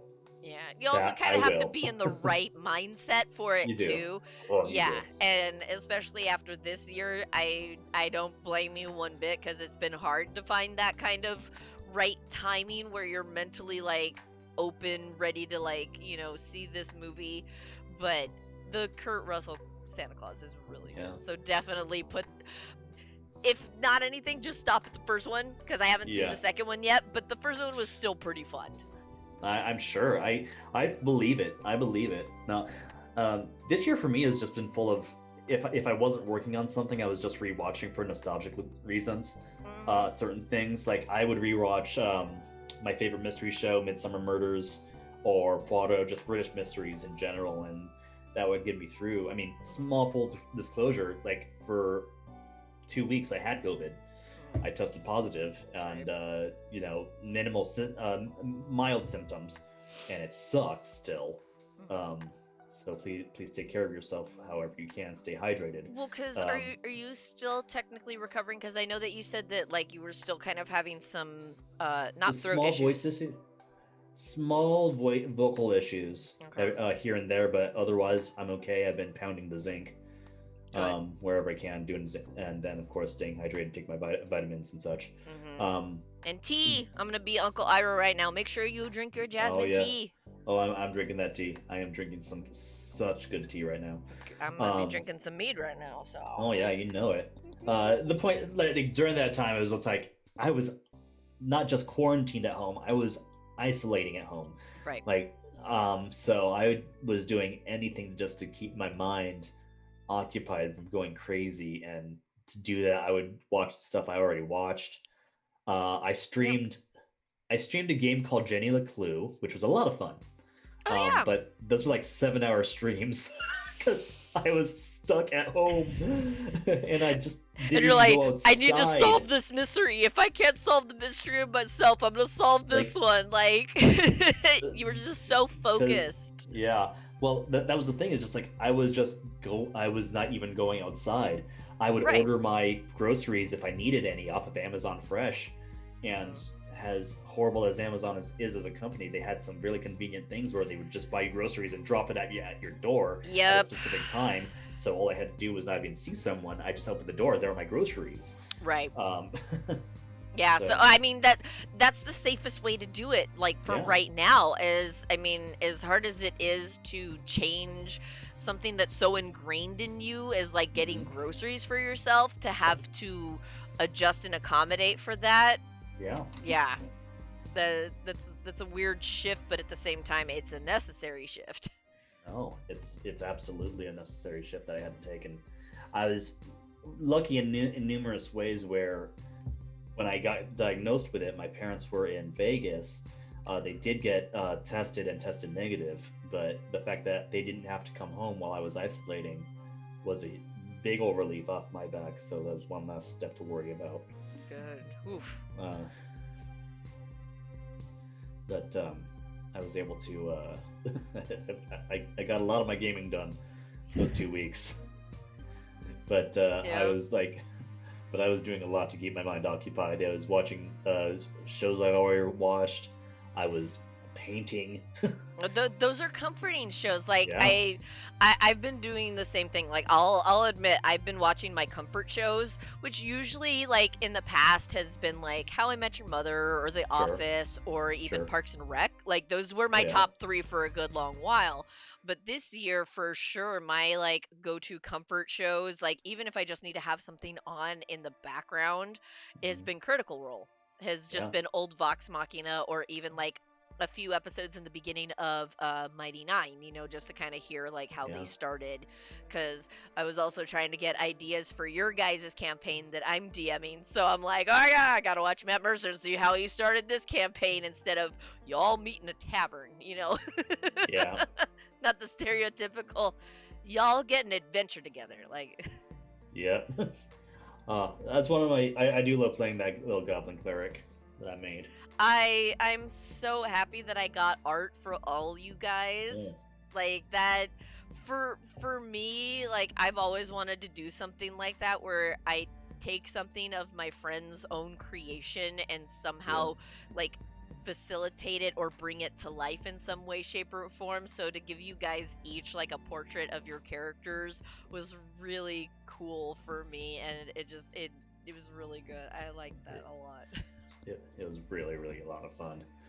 I love playing that game. I can't wait to play it again. Yeah, we definitely need to get back on that one for sure. But Perception Check has asked me to continue their Rime of the Frostmaiden campaign through next month, so we'll see if we can squeeze in a mission next month or something. It's your fault for being talented, so don't be talented. You know what? I will try to not. Maybe? I don't know. I don't know. I try to tell stories, and I try to include everyone and have them become involved in different ways or creative, fun ways. So, like, yeah, Perception Check was a big surprise. It's like, hey, you want a DM for us? What? Like, just. Yeah. So it's a lot of fun. Yeah, because you guys are like my first, like, not guinea pigs, but like, you know, my first big campaign that I'm DMing. Like, you know, I have this big story arc that I've been kind of working on that I'm trying to like include a module in, you know, kind of situation. So. Yeah. But I'm excited for your guys' individual campaign and for Perception Checks. I'm excited to see where they go with it. Yours as well. That's a lot of fun. It's, you know what, for sure. I'm gonna go to our next point, or our last point. What are you grateful for this holiday season? And I'll start so that you can get an idea. I'm grateful for all the times we've had to play D&D together, like this year. Like there's been so many opportunities to bond and have D&D sessions this year. I think more so than past years. That's something that I am super grateful for. That has been a wonderful escape and a beautiful space to create something that maybe you didn't necessarily know was inside of you, or like maybe there was something that was inside of you just didn't know how to express it. Yeah, no, well, like the latter is how it's been for me. Thank Melora for D&D. It's, you know, it's gotten me through as much as Animal Crossing has, as much as any game I bought has. D&D has been very much a saving grace, where I was able to explore a lot of other fields that kind of interest me, especially in this evolving world where pronouns matter and Black Lives Matter, and just kindness fucking matters. We're playing games where we're in part of a world where we're teaming with fairies, elves, dark elves, humanoid cats, half demons, half demons, half turtles, celestials, celestials, all sorts of dragon scaly beings, Aarakocras, like Aarakocra. Yeah, Yep. exactly. It's been that saving grace of exploring those worlds, and how maybe you're questioning yourself on whether you might be leaning towards a certain way of life, or a certain part of yourself you're not completely sure of, whether it's your orientation, or your role, or your gender, or maybe even lack thereof, or whether you're exploring thoughts of, are you even a romantic being? Exactly. It's given us the space when we've been confined to a certain space to still kind of have that freedom and openness, and have that be limitless, and not have that boundaries put upon us, like we're experiencing right now as a group, as a nation, as a community. um so yeah, it's invigorating. It It really is. inspires it, and it makes you realize how important it is to be able to express yourself, or to express different aspects of yourself that you may not necessarily think that they are there 100%. You know, Mhm. Wh- that ties into Maelstrom, Yeah. my tiefling paladin. She's a demon, but she is a paladin, a righteous warrior of Bosa. So she has her allegiance to this deity and trying to spread the light of Bosa, even though she is a demon and she was born in the flames of hell, or Avernus. So it's being able to have that space to express little kind of reflections of yourself, and to Exactly. be able to act on it, and to embody that, and to have adventures, with other people who are doing the same thing, is just, as a community, as an experience altogether, has been priceless this year for sure. Yeah. And I mean, it goes to all that. Like, I'm playing a character in our campaign. Maelstrom's met, my character, Archibald Archie. Grapevine. Yeah, who is atheist, who is openly atheist. Doesn't believe in the gods. He believes in science. While in other campaigns, my Aarakocra, in the lore of our Aarakocra, like, we were created by the Wild Mother, and so I'm not necessarily a cleric or devoutly religious, but I will pray in character for her guidance if need be. And then of course I have Little Fleck, who is recently converted and trying to show their devotion to their newly acquired god. And those are, me delving into, like, my interest in atheism, and interest in small bits of agnosticism, and then I'm leaning with Fleck. I'm kind of leaning on zealotry almost. I mean, he's not that crazy, but I mean, No, but I mean, he still you know. believes in the power of Misha Collins. I mean, that's Absolutely, who would? That's right, good old Castiel. Oh yeah. Oh man. Yeah, but I love Fleck as a character. Like, I love that he brings something to the table that nobody else does, and he's unique about his situation. So I'm very excited to see what you do with that character in our campaign for sure. The simple thing with him is that he wants to do good for, and show that he's a changed person. He won't always do it in the best way, but he's doing his best. He'll be damned if he tried, man. I mean, exactly. That's how it goes. That's the plain and simple of it with Fleck. Like, he's not the strongest, but gosh darn, he's gonna help wherever he can. And it has chaotic as it might be. Well, no, I mean, even in our second episode, our second session, like, Fleck just came in and be like, all right, I see and acknowledge this situation, and this is terrible. We should probably do something about it. And then you are trying to convince Fane. It's like, no, let's not burn down the house. We'll just bless it. We'll just make a happy little blessing. It's fine. Yeah.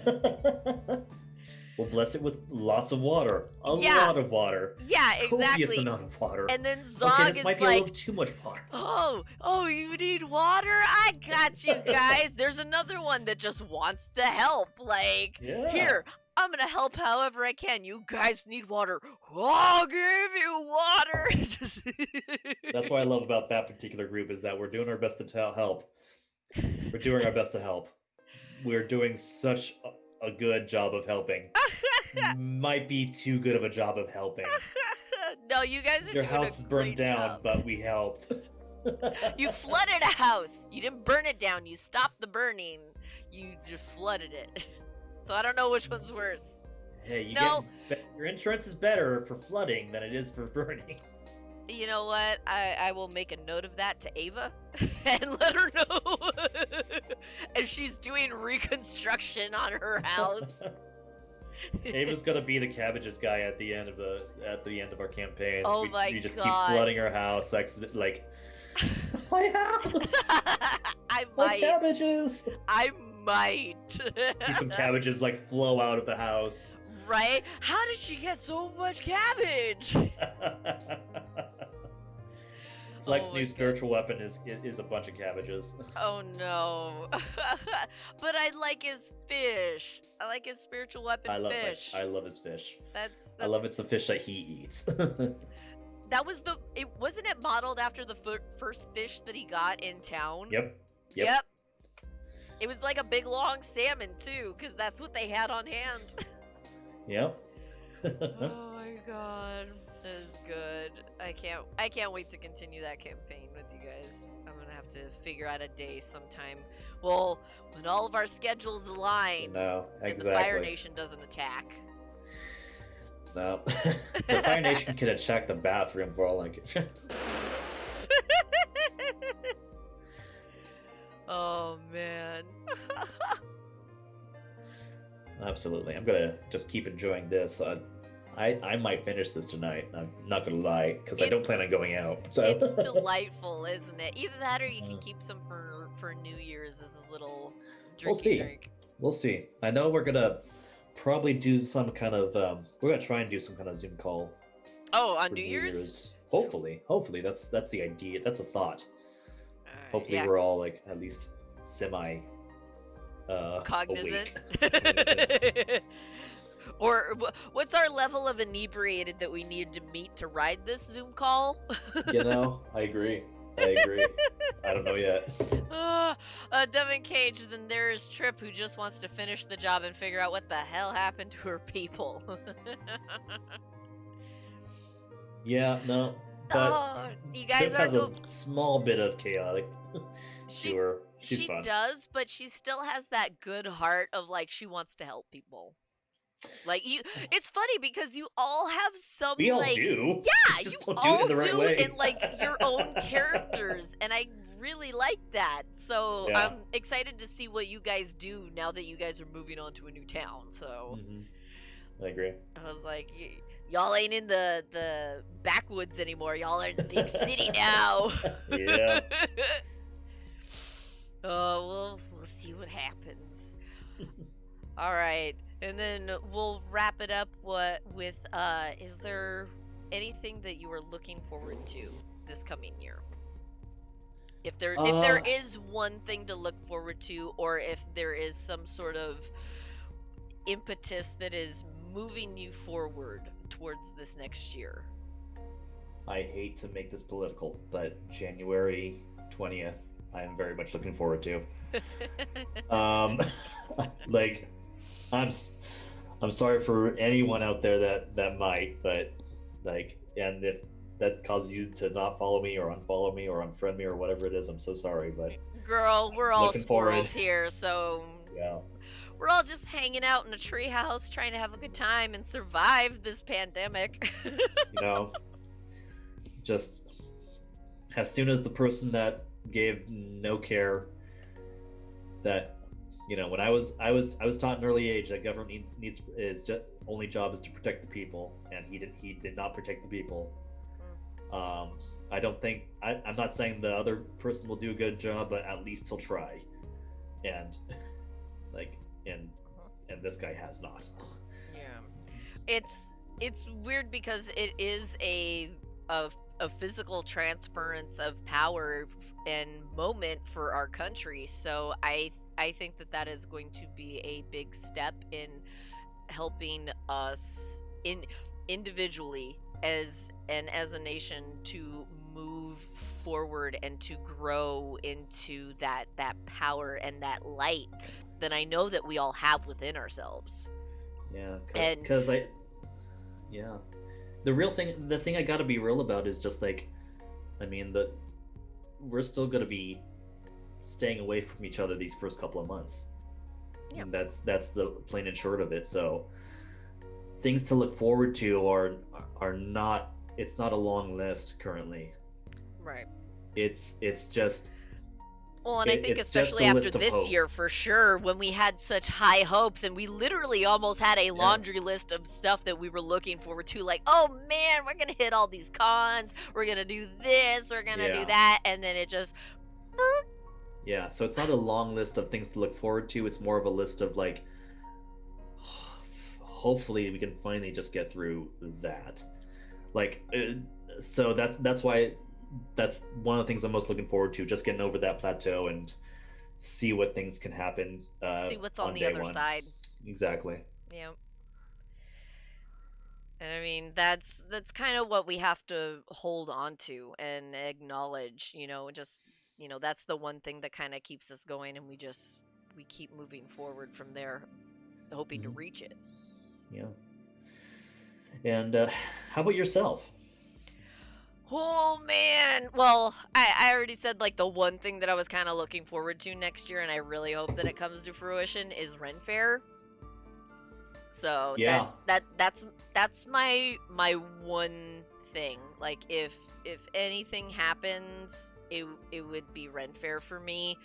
But I would happily take, even just like a frickin' barbecue where I can have all my friends back over here, for my birthday or something, or summertime, Yeah. just give me a holiday as an excuse to have my friends come back over when it's safe, and we can all be healthy and and take care of each other. So that's my one kind of thing that I'm working forward to, or at least hope gets accomplished next year. But I mean, we could do our part. yes, absolutely, we can do our part, and we can continue to help in flattening the curve by staying home, washing our hands, wearing masks, just not going out, when we don't have to, and just taking precautions that seem maybe a little overzealous, but I think are necessary and helping to for us to kind of move past this as quickly as possible. Yeah. So, and if we all do our part, it's like we can get out of this, Absolutely. So I think we can do it, but I'm not. It's not that I'm not unhoping. I'm just like, I'm You're being realistic at this being point. realistic. Yeah. I'm starting off in the 1 foot area of the pool. I'm gonna slowly transition into the the 8 foot depth. Listen, I got even less in this pool right now. It's barely a big toe, and even that's pretty small because I'm under Yeah. like 5'4", so. There you go. But yeah, we just kind of have to wait ourselves into the new year and hope for the best. And I think being able to appreciate and enjoy each moment as it happens and each day as it happens will help us have a better handle on, things to come in the next year or challenges that we have to meet next year in order to get to where we want to be. Yeah, I'll tell you what I'm looking forward to. That hug. Yes, oh Jesus. That first hug. Seriously, the next time we are all able to get together as a party, as a hero's feast, there is just gonna be so much awkward hugging. It's gonna be unbelievable. That reminds me of the book I need to get. Actually, I got a $30 gift card as one of my Christmas presents, and I realized, you know what, I could buy that Feast of Heroes book.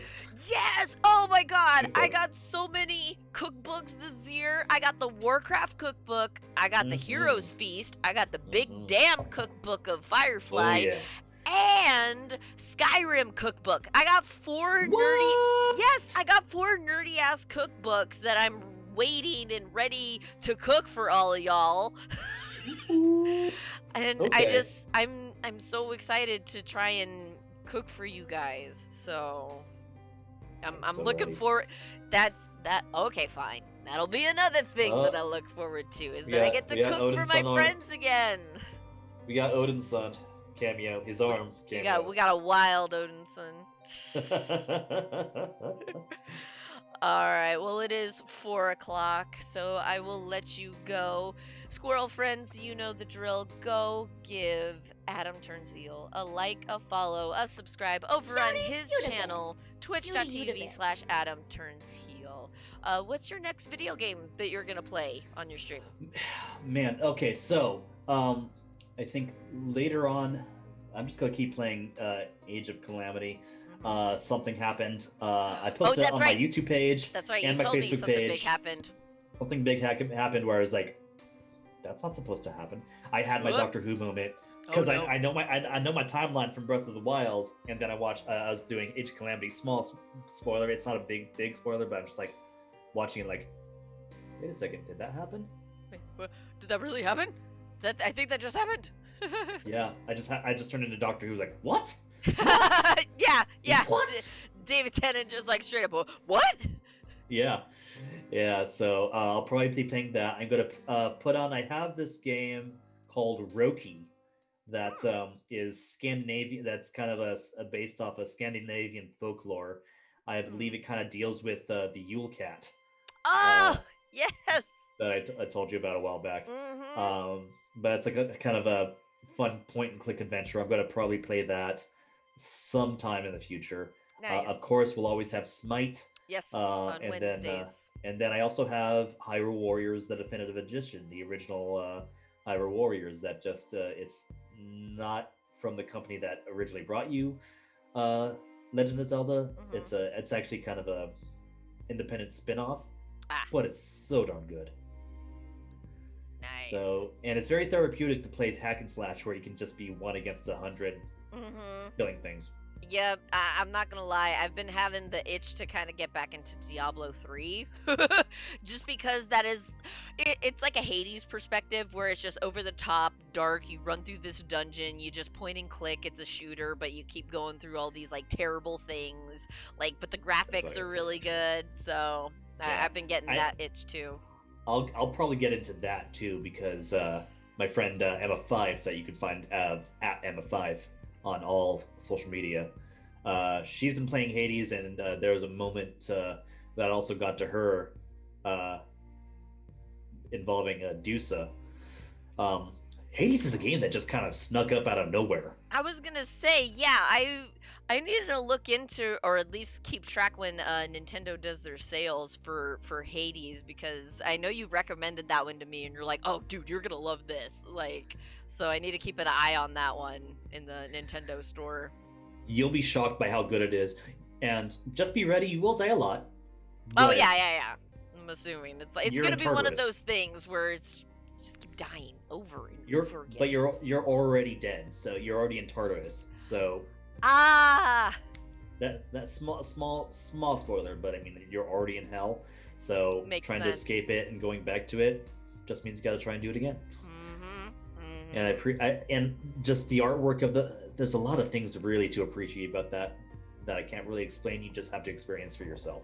Huh? Is it like a combination of the voice acting, or just like the artwork, or even the music? Yeah, it really is. It's a lot more so for me. It's the artwork and the story.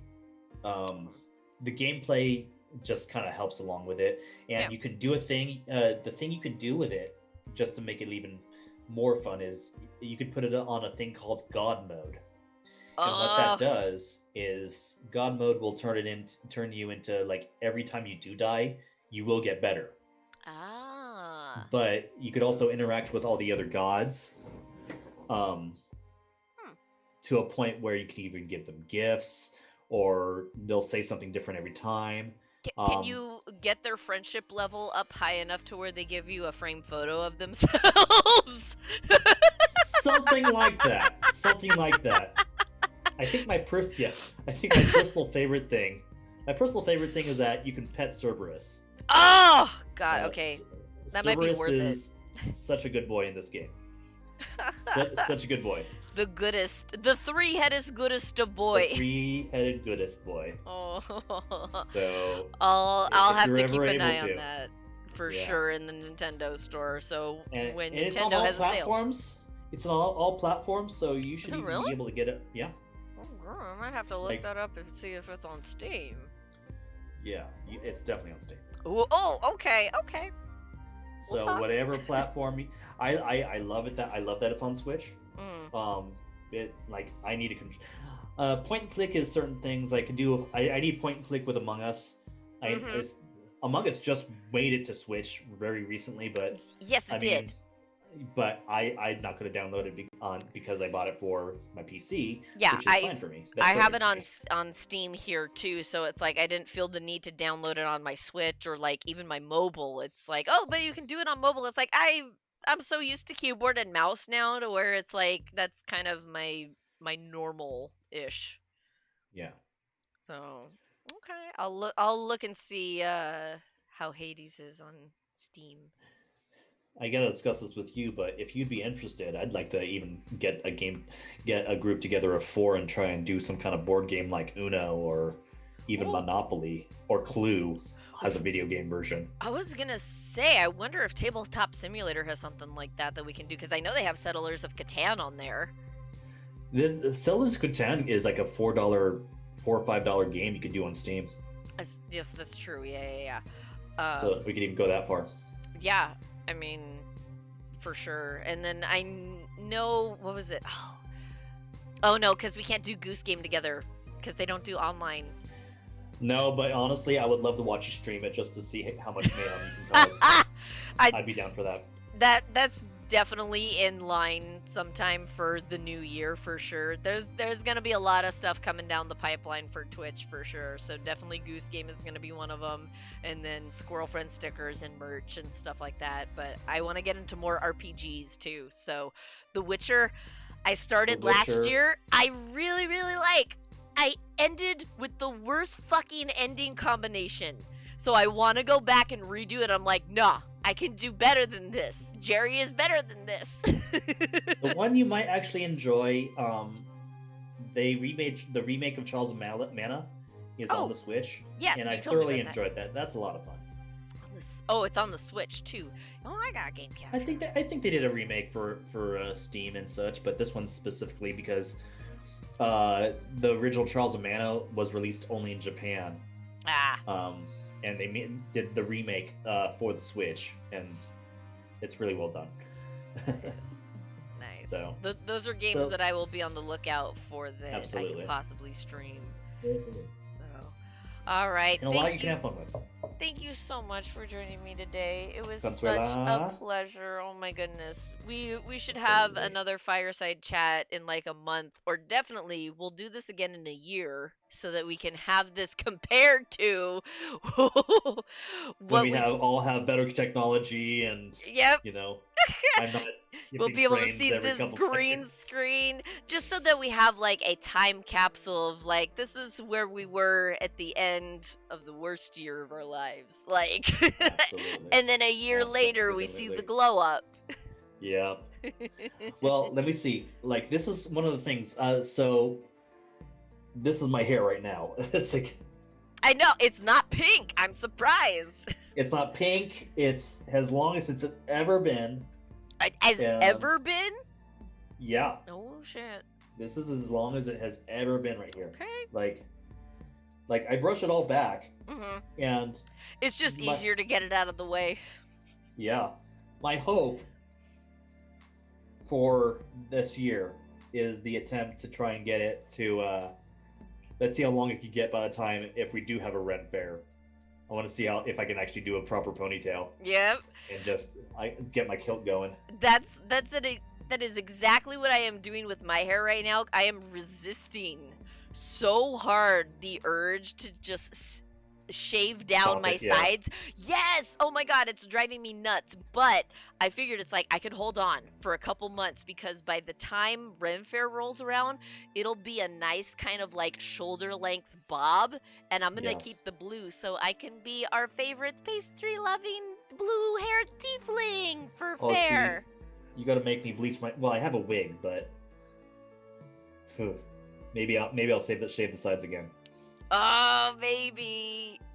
We'll see if there's a fair to be had this year, because that would be an occasion to like shave your head, or for me to like, you know what, I'm gonna grow out my hair for 3-4 months and see where it's at. I would love to. I did a proper CAD. I did a proper CAD. And it was fantastic. It looked fantastic, and I'm so glad that you got the photos done of it. Thank you. Yeah. So I got the wig. I don't have any armor, but it's just like it's just like a ruffled shirt and like the teal green kind of floral kimono. Nice. And hopefully I can make that work and just walk around. All I need is like the staff. You can make myself a staff. You can make the staff. You've made umbrellas. Yeah. You can make the staff. I have complete faith in you. You got this. Well, Adamturnsheel, thank you so much for joining us for our very first Squirrel Time freaking Fireside chat. Holy crap. We did the thing, Julie. So we did the thing. This is the thing, guys. We've been friends for so long. We probably could make this go. This is the first. Yeah, and now this definitely won't be the last, too. So no. It's funny because we limited this to 4 o'clock. We're already past 15 minutes. I know. And her and I have been friends so long, we probably could get this going till about 7 o'clock. We really could. Or you know what? We could just turn this into a Sam Riegel and Liam O'Brien podcast, you know? I'd be down. We would need to come up with a catchy title, though. I mean, something as catchy as All Work, No Play, but just underneath. Maybe something to do with Doctor Who. I don't know. You know, maybe. Yeah, maybe. We'll see what 2021 has in store for us. I agree. And there's a lot of things I'm not looking forward to, but one of the things I am looking forward to is hanging with you, hanging with Kenji-sensei. And Kenji-sen. Yeah. And Alchemist. And Token. I know, and expanding our Twitch circle, essentially. Exactly. And then, of course, more D&D. Oh god, more D&D! Seriously. That's one of the few things, so. Yes, hopefully one of the many things, but we're not setting our bar too high. We're still kind of keeping it down here, just in case. We learned this year. It's a very makeable bar. It's a makeable bar at this year. All my love to Odin's son. Thank him for his Mjolnir mead. I will. It's delicious, Absolutely. and I'll see you when I see you. Yeah, for sure, squirrel friend. Well, I will talk to you on Wednesday for Smite Squad, our Wednesday shenanigans. Be sure to tune in for that, as well as join our Discord so you can stay up to date of when I go live next, as well as Adam, because he is part of our Super Squirrel fam. So you can get his notifications of when he goes live next in our Promote Yourself channel in the Discord. So be sure to check that out and to join the Squirrel Friend Treehouse. Listen to your squirrel friend godmother. Join the damn treehouse.